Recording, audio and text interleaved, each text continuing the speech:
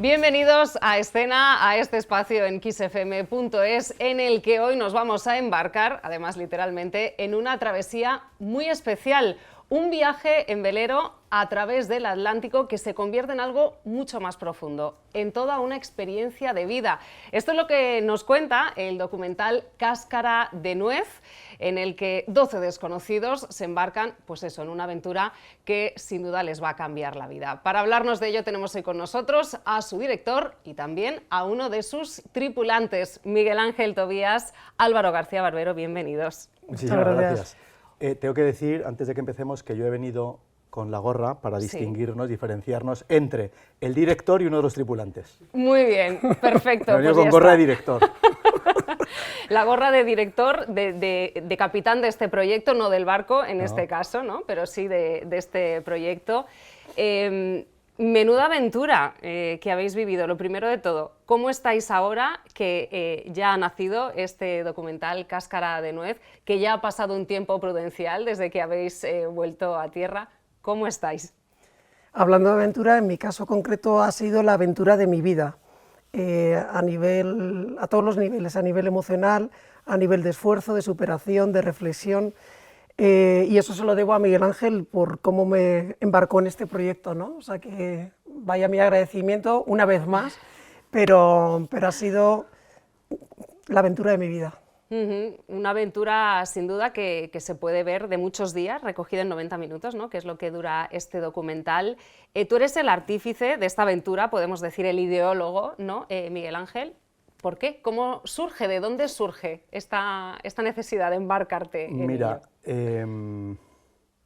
Yo vengo de una familia de migrantes internos en el país. Mis padres son de Extremadura.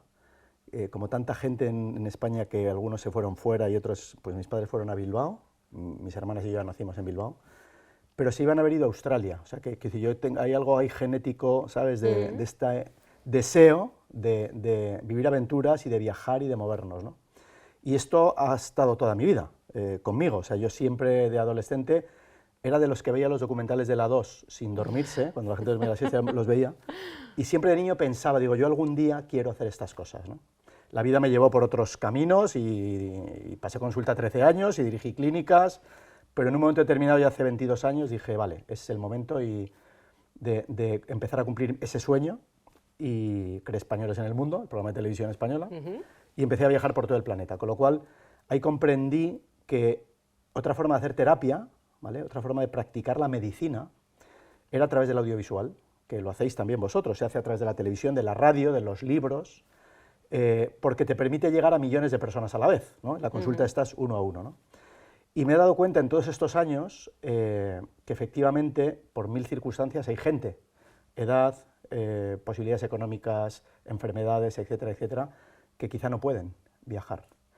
Pero yo he viajado por el mundo y en todos los proyectos que hago, de rodar documentales por el mundo, siempre los hago pensando en que el espectador en su casa pueda sentir que está con nosotros, en la ruta que sea, ¿no? En este caso, en el barco. Entonces, hace 20 años yo sentía que quería cruzar el Atlántico, porque me voy como marcando así cosas, retos deportivos.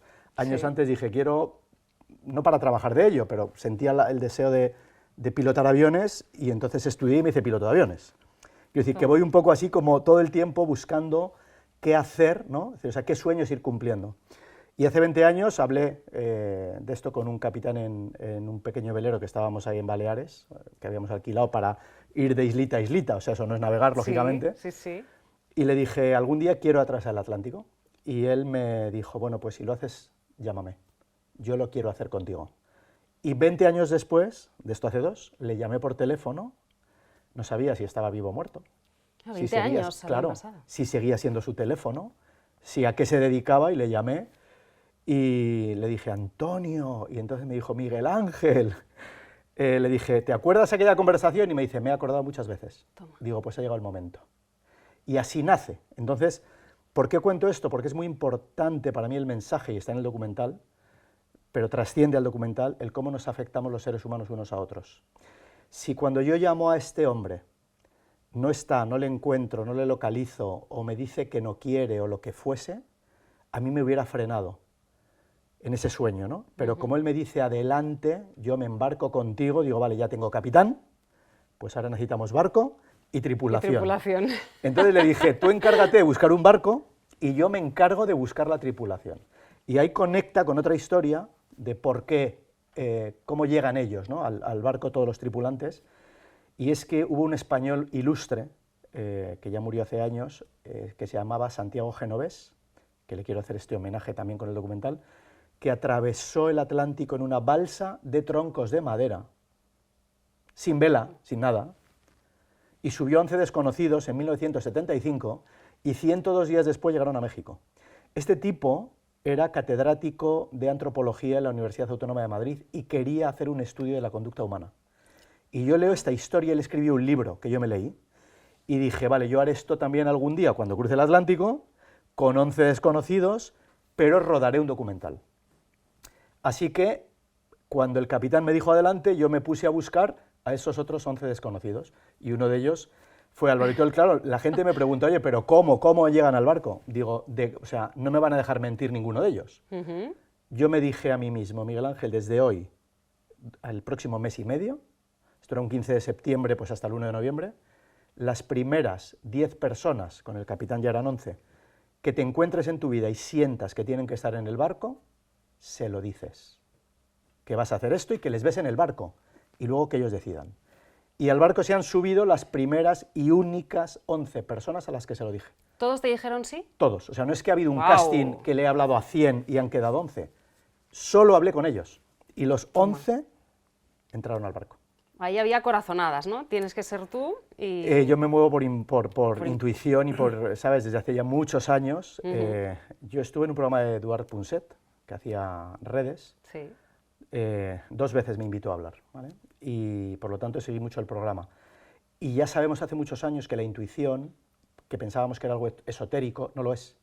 Es el análisis más profundo a nivel inconsciente que hace nuestro cerebro sobre algo. Por eso cuando a veces conocemos a alguien o nos plantean algo, tenemos un primer impulso, un primer sentimiento de sí o no, luego metemos la cabeza, normalmente acabamos haciendo lo que la razón nos dice y nos acabamos equivocando, porque ya nuestra intuición sabía.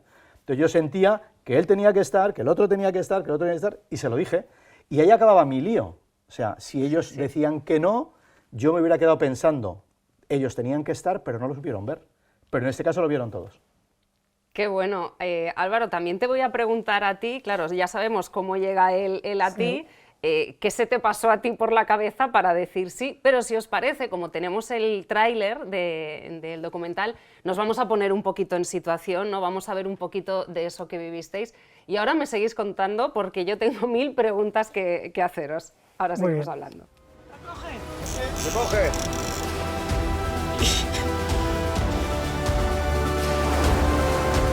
Yo creo que hemos llegado todos exhaustos, pero contentos, como todo lo que nos hace crecer en la vida. Bueno, y hemos visto un poco de esa travesía, de esa aventura. Te decía a ti, Álvaro, sabemos cuál fue el proceso, esa selección de la tripulación, pero a ti, ¿qué te lleva a decir sí? ¿A no pensártelo mucho o a pensártelo mucho? No lo sé. No, yo, como bien dice Miguel Ángel, no nos conocíamos absolutamente de nada. Por un tema, pues tuvimos un día una comida, que yo quería tener esa comida con él para conocerle a nivel personal, porque iba a dar una charla en nuestro sector de la comunicación gráfica, y antes de que él diera la charla, pues a mí me apetecía conocerle a nivel humano, ¿no? Yo sé que él pensó en ese momento, lo sé porque luego me he enterado, que él dijo, joder, otro que quiere comer conmigo, pero bueno, qué coñazo, accedió. Yo sé que ahora está muy contento de haber tenido ese día. Y hablamos de muchas cosas, y una de las cosas fue este proyecto que él tenía, ¿no? Y me dijo, pues tengo este proyecto y ya solamente me queda que se embarque el último miembro de la tripulación.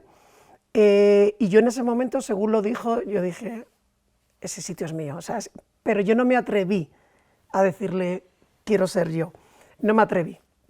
Pero yo me respondí a mí mismo, ese soy yo, ese es mi sitio, es para mí. ¿Por qué? Pues porque yo perdí a mi padre hace 27 años, y una de las cosas que me inculcó en el día a día era que disfrutara de todas y cada una de las cosas que hago en la vida, ¿no? Sigo diciendo que es la persona que después de de 27 años, es la persona de la cual más sigo aprendiendo a día de hoy.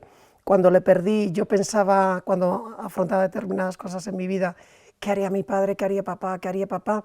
Ahora ya no pienso en qué haría papá, directamente hago cosas y digo, es que esto es lo que él haría, ¿no? Entonces yo sé que él se hubiera embarcado, o sea, yo sé que él se hubiera embarcado y yo me embarqué en este proyecto.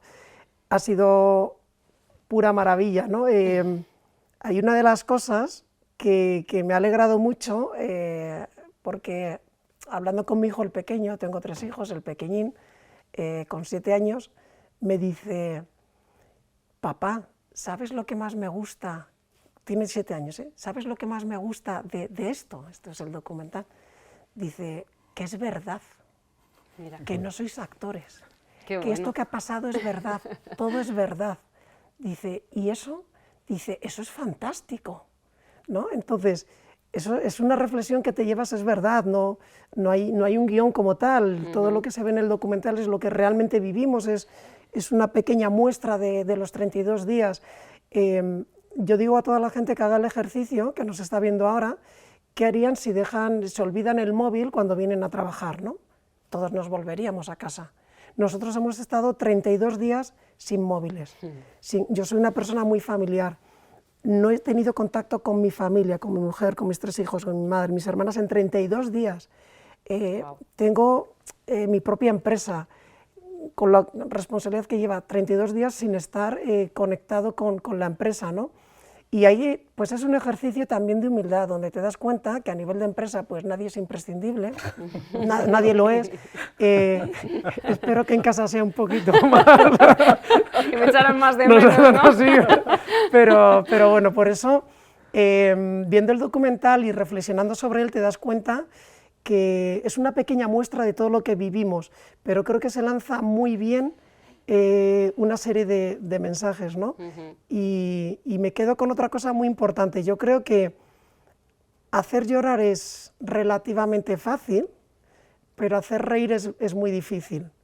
Y en el documental se ve cómo la gente, viéndolo en el estreno, ha reído y ha llorado. Total. Y concentrar esa magia en 90 minutos, pues, dice mucho de lo que se ve ahí, ¿no? Yo creo que esto lo debería decir el director del documental, no yo. Evidentemente en la vida, cuando haces proyectos, tienen que ser rentables, porque si no, no puedes seguir haciendo proyectos, eso es así, ¿no? Pero yo creo que el mayor objetivo, y si no, corrígeme, es que la mayor cantidad de gente pueda ver el documental por los mensajes que se lanzan, no lo decimos con un ánimo lucrativo en absoluto. Evidentemente, ojalá sea rentable para poder hacer más cosas, claro, ¿no?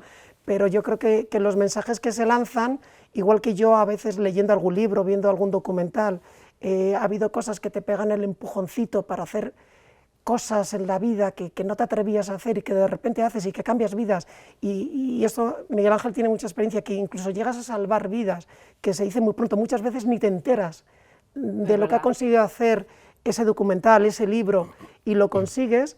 Yo solamente con algunos de los mensajes que he recibido a raíz del estreno del documental, o sea, esta mañana me emocionaba, yo lloraba leyendo un mensaje de una persona que me ha escrito y digo, está justificado todo lo que se ha hecho en el documental solamente por este mensaje recibido, o sea, solamente por eso.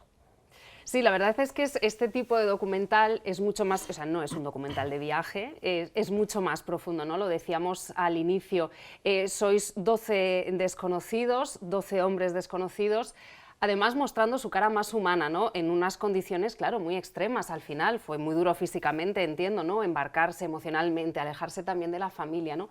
Pero también, a mí personalmente del documental me gusta mucho esa parte humana, ese cómo se abren, ¿no? Cómo os abrís, cómo contáis vuestra historia, cómo os mostráis, cómo se llora, y esto... sois todo hombres, incido en esto, ¿no? Porque no es común ver esa vulnerabilidad masculina, ¿no? en productos audiovisuales, es muy bonito verlo.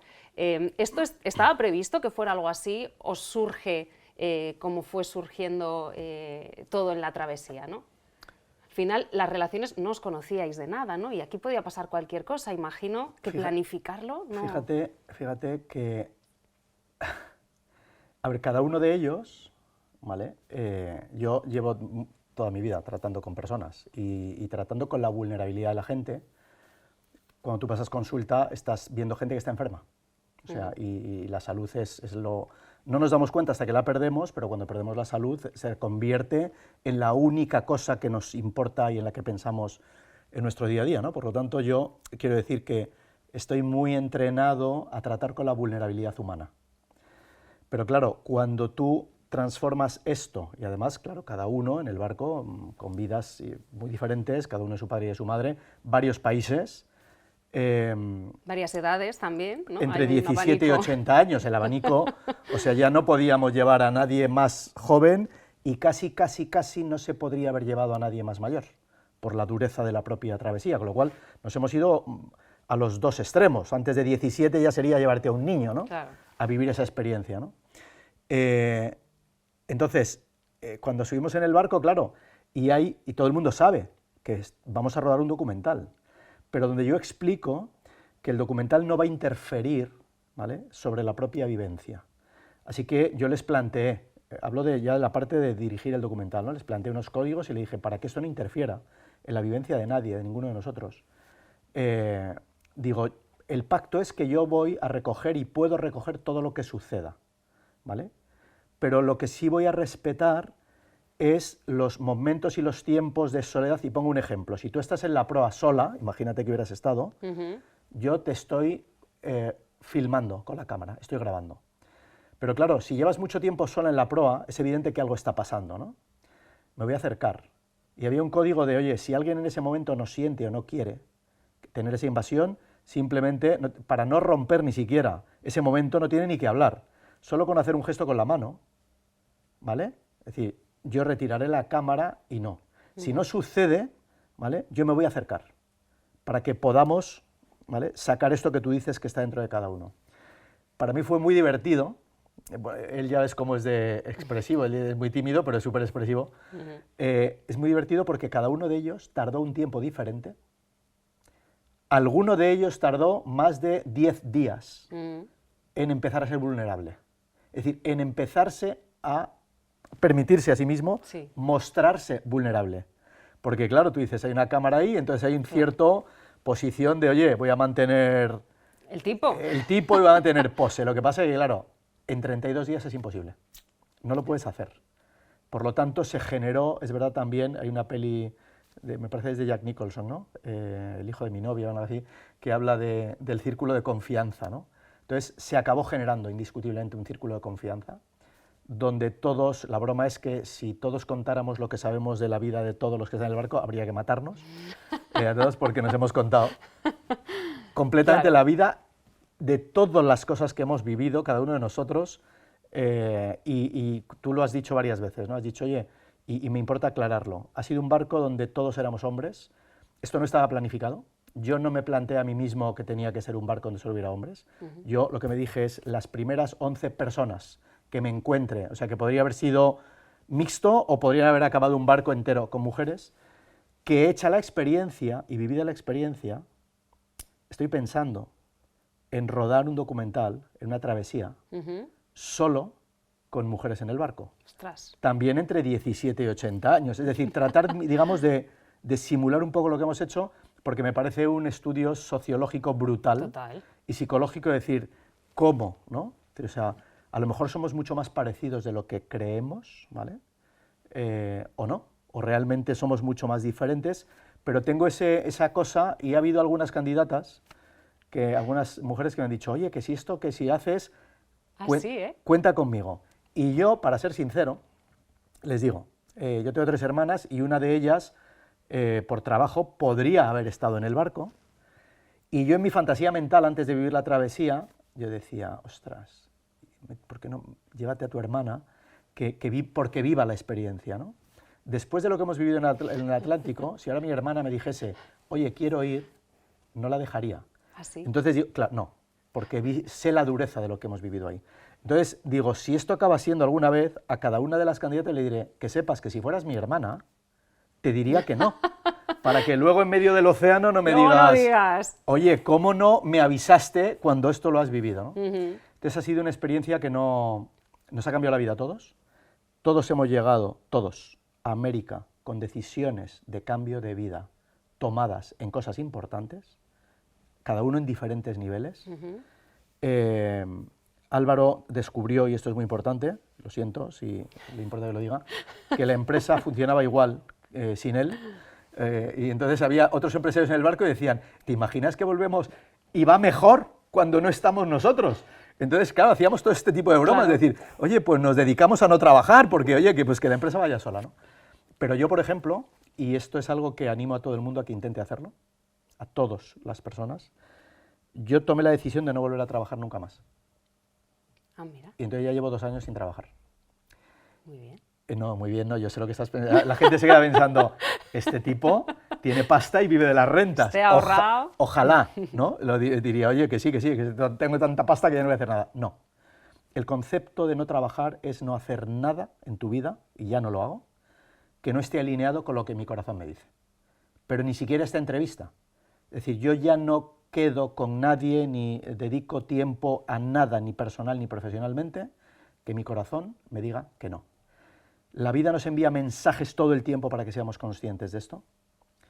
En el barco, tú que has visto el estreno del documental, has visto que hay 3 personas en el barco que han perdido a un hermano pequeño en su vida. Uno de ellos fue mi sobrino, Eric, que falleció de muerte súbita hace 6 años. No se puede explicar. Entonces, y la muerte súbita implica que no hay nada previo. Estamos aquí, como si yo ahora me desplomo y muero aquí mismo en este mismo instante, ¿no? No nos damos cuenta. Y vivimos como si fuéramos a ser inmortales. Y por eso los problemas que tenemos los hacemos muchísimo más grandes y estamos siempre procrastinando, esperando a cuando tenga más dinero, cuando cambie de trabajo, cuando tenga un piso nuevo, cuando me jubile. La frase Es esta, verdad. cuando me jubile. Y eso da pavor. Claro. Perdón, cuando me jubile, yo no quiero que pase el tiempo. Es decir, o sea, no quiero que pase. O sea, quiero disfrutar del lunes y del martes, porque la realidad es que no sabemos si vamos a estar vivos el viernes. Por lo tanto, aprovecha y vive este día, ¿no? Y en el barco hablamos de esto, ¿eh? O sea, hablamos mucho de la muerte en el barco, porque vivíamos ese peligro permanente de que pudiera pasar algo y decíamos, oye, es que podría ser. O sea, hay naufragios y pasan cosas y los barcos se incendian, o podíamos chocar con un contenedor, barco de fibra de vidrio, nos hubiéramos ido al fondo. Y hay millones de contenedores flotando por el océano, perdidos, ¿no? Entonces, este ejercicio que nos ha permitido hacer, lo que decía Álvaro, no tener móviles, tablets, no poder leer ni escribir por el mareo, nos ha permitido estar 30 días. ¿Quién tiene? Ni los multimillonarios del planeta, que podrían decir no hago nada, ¿quién tiene 30 días para estar consigo mismo y con Esto es otros fuerte, seres? ¿eh? Muy fuerte, porque claro, ha salido todo y te enfrentas contigo mismo y ves lo que hay dentro, no lo puedes ocultar. Que somos los grandes desconocidos Por para su- nosotros mismos, Por ¿verdad? supuesto, por eso nos aterra tanto la soledad. Por eso nos da mucho miedo la soledad. Y hoy día con las tecnologías, es todo el scroll permanente, la gente no quiere parar, hay miedo a parar. ¿Por qué? Porque te obliga a ir hacia adentro. Y este viaje ha sido un ir hacia adentro brutal que nos ha cambiado la vida. Álvaro, si a ti uno de tus 3 hijos te dicen que quieren hacer algo parecido dentro de unos años, no ahora obviamente, ¿qué? O sea, Después esas- de todo lo que has vivido, ¿no? Del miedo que imagino que habéis pasado, de lo duro que sabes que ha sido. Yo lo tengo muy claro. O sea, Qué buena pregunta. No, Yo no, eso lo es he que, preguntado. es Qué que la bueno. pregunta, o sea, me bueno. encanta que me hagas esta Qué bueno. pregunta. Qué buena. No, porque me la hago muchas veces. Me la hago muchas veces porque yo ahora en apenas 2 semanas voy a hacer a nivel físico lo más duro que he hecho en mi vida, que ha sido atravesar Portugal de norte a sur. Son 10, 12 horas diarias de bicicleta por montaña, por acantilados, senderos. Lo disfruto y lo sufro mucho, ¿no? Y muchas veces, durante esas horas que vas en la bici o cuando he estado en la Titan Desert, en el desierto, en Arabia Saudí, en Marruecos, cuando he estado en la travesía, o sea, son cosas que disfruto mucho y las sufres mucho. Y yo quiero lo mejor para mis hijos, ¿no? Y es un sentimiento de decir, ostras, ojalá salgan como yo para que no se pierdan nada de esto.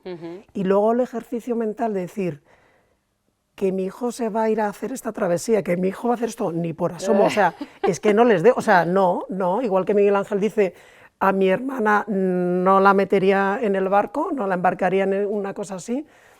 Joder, yo por un lado, a mis hijos no les animaría para nada, desde luego mi mujer, ya te digo yo que no, pero por otro lado, digo, pero qué triste, ¿no? Sería una vida sin hacer todas estas cosas, que la vida tampoco es cuestión de tener que cruzarte el desierto, claro, o cruzarte el océano, no hay que ir al límite, se pueden hacer otras cosas, ¿no?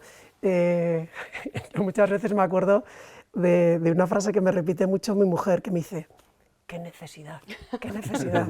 Bueno, yo sé de una persona que corre muchas maratones, que creo que tú también le conoces muy bien. Sí, sí, me suena. Y, sí, ¿verdad? Y me hace gracia porque mi mujer muchas veces dice, a ver, ¿qué necesidad tienen de entrar a la línea de meta así que están casi cayéndose, ¿no?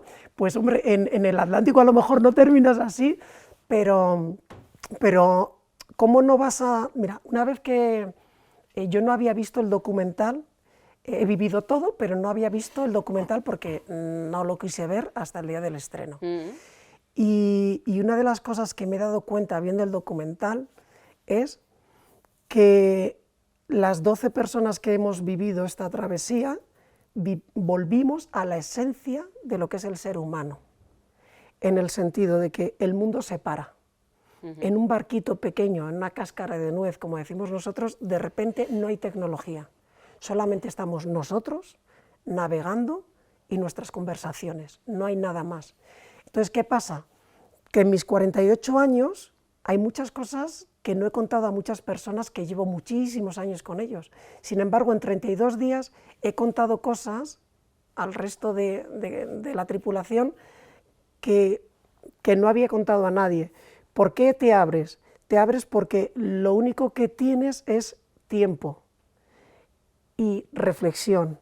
Y tenemos mucho tiempo, se ve muy bien en el documental, que me encanta, enhorabuena por el montaje que has hecho, porque hay momentos, mira, cuando hoy en día ves una película, son muchas acciones las que ves, ¿no? Y muchas veces el mensaje principal a día de hoy se repite muchas veces, porque cuando estás viendo una peli, muchas veces en paralelo la gente está con el móvil haciendo otras cosas, ¿no? Entonces no estás realmente centrado en lo que tienes que estar. En el documental, es un documental que hay momentos de silencio, pero que te dejas llevar por esas imágenes fantásticas que se han grabado, ¿no? Y es porque lo que tú has escuchado a alguno de los miembros de la tripulación, lo que han dicho, luego viene detrás un espacio de silencio que te permite interiorizar lo que esa persona ha dicho. Y si tú has vivido esa sensación en tu vida, lo haces tuyo. Y a lo mejor en ese momento es pura magia y haces un clic y tomas esa decisión que no hubieras tomado. Por eso yo recomiendo a todos aquellos que vean el documental que cojan el móvil, lo dejen en el sitio más lejano que puedan y se centren en eso, y que esos momentos de silencio que a día de hoy, porque muchas veces el cine nos lleva a venga, más acciones, más no, disfruta de esos momentos de silencio, de reflexión. Hay una cosa que le digo mucho a mis hijos, aprender en la vida no sirve de nada, les provoco, aprender en la vida no sirve de nada. Digo, porque yo he aprendido muchas cosas en el cole y ya me he olvidado de ellas. Lo que importa en la vida es la interiorización de aquellas cosas que has aprendido. O sea, el aprendizaje es importante si lo interiorizas. Si tú ves este documental como un documental más y pasas página, no. Dedícale un tiempo. Si ves que hay cosas que aprendes, interiorízalas, aplícalas, ejecútalas en tu vida. Entonces este documental será una inversión de tu tiempo y no un gasto de tu tiempo, ¿no? Entonces yo lo que pido es ese momento de tranquilidad.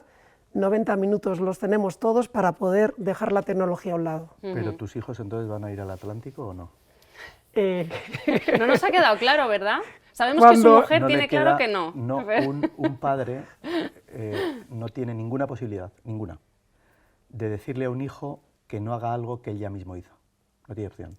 Eso es verdad. No, es que no tiene esa opción. No, es que sería muy egoísta. No, pero claro, no la hay, porque se te quedará mirando y dirá...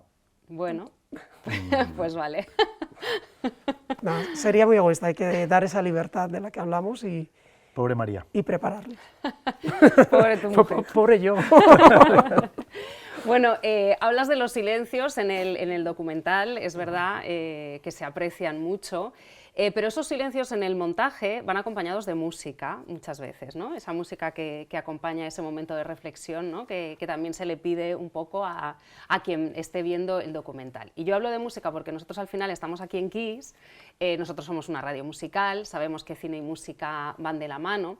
Siempre nos gusta hablar un poquito, en este caso, qué papel jugó la música en el montaje y luego en vuestro día a día allí en el barco, porque a algunos sí que le veía yo, ¿no? con su música, esos momentos de reflexión. Mira, las tardes, o sea, sucedió de manera natural, o sea, no sucedió a lo mejor el primer día, el segundo, pero de manera natural fue sucediendo, que si el tiempo, ¿no? Si la climatología nos lo permitía, normalmente después de comer era un momento donde todo el mundo, menos quien tenía que estar haciendo las guardias, quien tenía que estar haciendo una maniobra, nos tumbábamos, que es esa escena donde estamos ahí tumbados.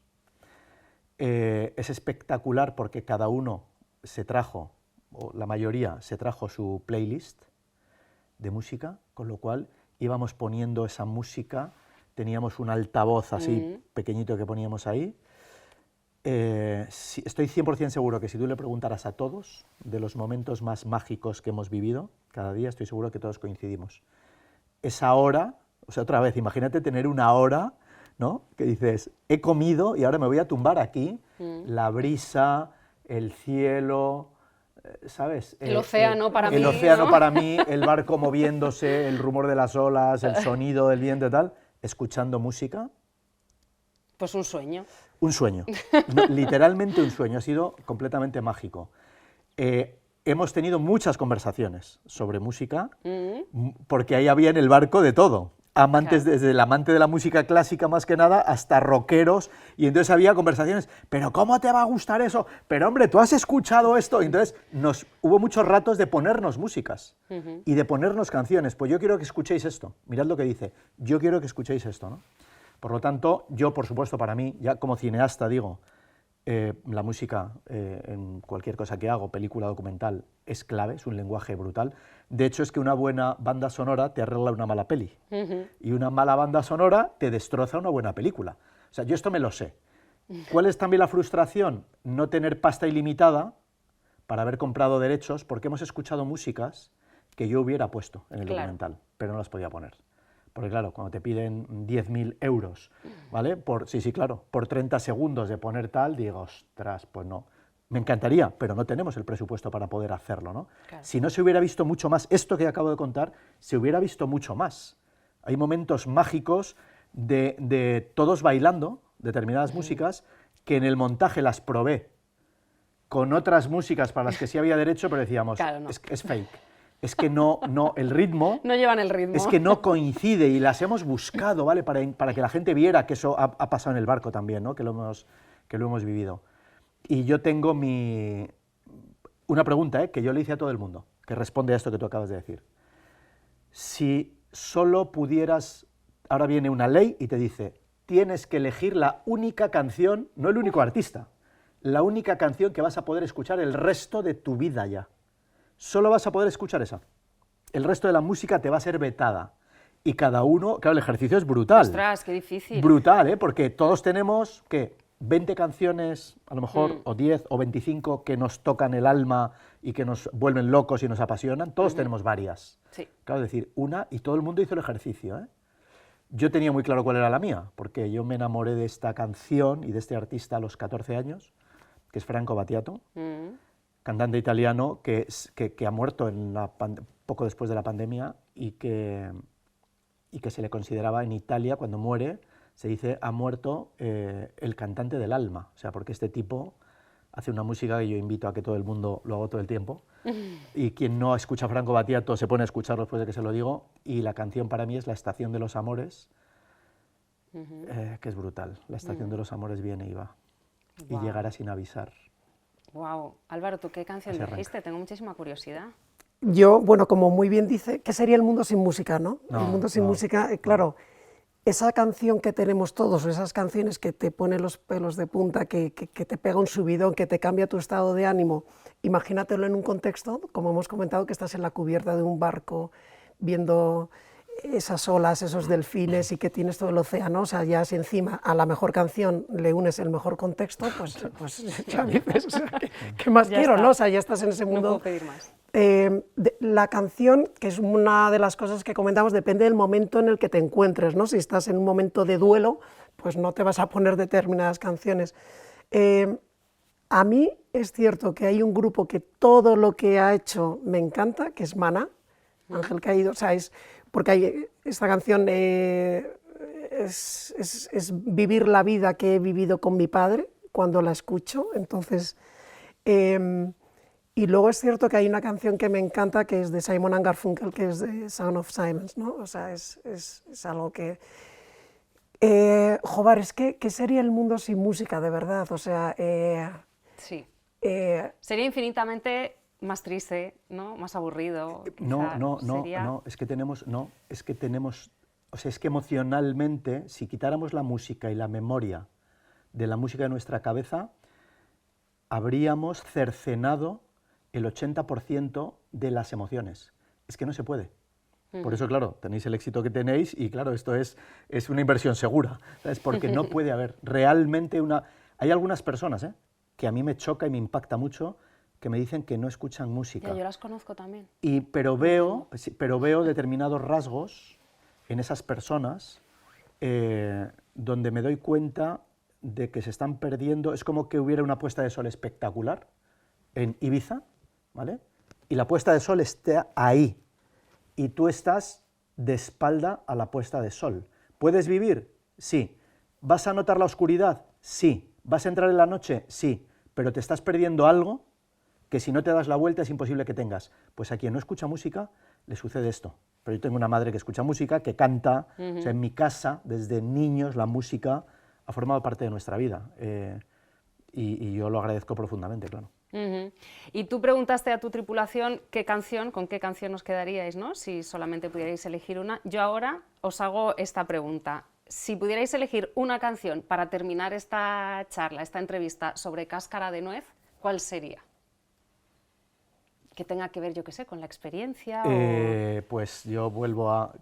claro, que me gustan muchas canciones. Yo amo el pop español, Para mí el pop español es... Amaral, yo amo Amaral, Maná, en fin, mucho.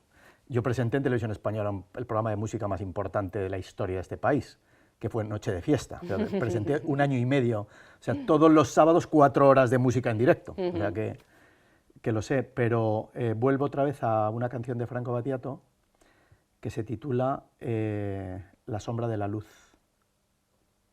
que es brutal y que invito a la gente a que la escuche. La canta en español y habla de los solos que nos sentimos los seres humanos cuando le damos la espalda a la trascendencia y al sentido espiritual de nuestra vida. Y apela a que conectemos con eso porque no volveremos a estar solos. O sea, en el momento en que entendemos y aceptamos que la trascendencia es una realidad, pues tú ya dejas de estar solo. Momentos para la reflexión, desde luego, el documental y todo lo que se ha contado en esta charla. Invitamos a todo el mundo a que vea Cáscara de Nuez. Contadnos dónde lo vamos a poder ver, porque yo he tenido la suerte de verlo en el estreno, pero para el resto, el que nos esté viendo ahora, ¿dónde pueden ver el documental? Pues en pocas semanas estará colgado en Amazon, en la plataforma. Así que lo podrán ver millones de personas. ¿Tú qué esperas, Álvaro, de la gente que lo vea, que se quede con qué? Yo creo que el mensaje principal que se transmite es que parece que se dice muchas veces, lo escuchamos todos, pero es que hay que vivir el momento presente, porque la vida es una montaña rusa, los malos momentos van a llegar, pues disfruta de los buenos momentos para poder afrontar también los malos momentos, ¿no? Y ojalá cuando la gente vea el documental, al terminar el documental, digo, eso que decía que no lo iba a hacer, lo voy a hacer.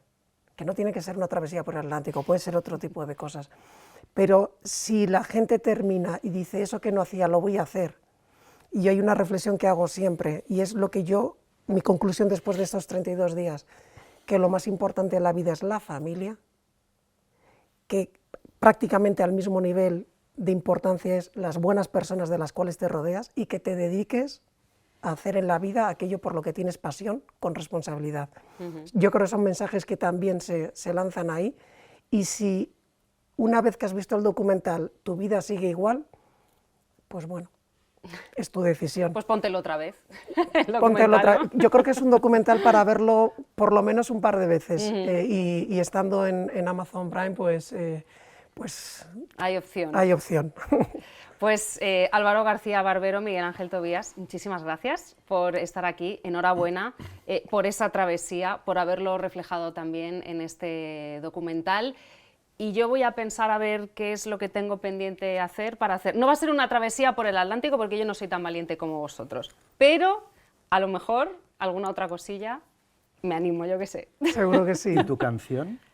Ay. Si solo pudieras escuchar una ya para el resto de tu vida, ¿cuál? Pues mira, yo sería, bueno, tiene que ser de Alejandro Sanz, porque mi hijo mayor se llama Alejandro, porque Alejandro Sanz me ha acompañado desde que yo tengo uso de razón. Y hay una canción concretamente que se llama Un charquito de estrellas, que me toca, me llega. No es una de las más conocidas de Alejandro Sanz, pero es una canción que a mí me hace pues vivir muchas cosas y transportarme a esa Marta adolescente que empezaba a sentir, ¿no? Y que empezaba a ver el mundo y que tenía ganas de comérselo.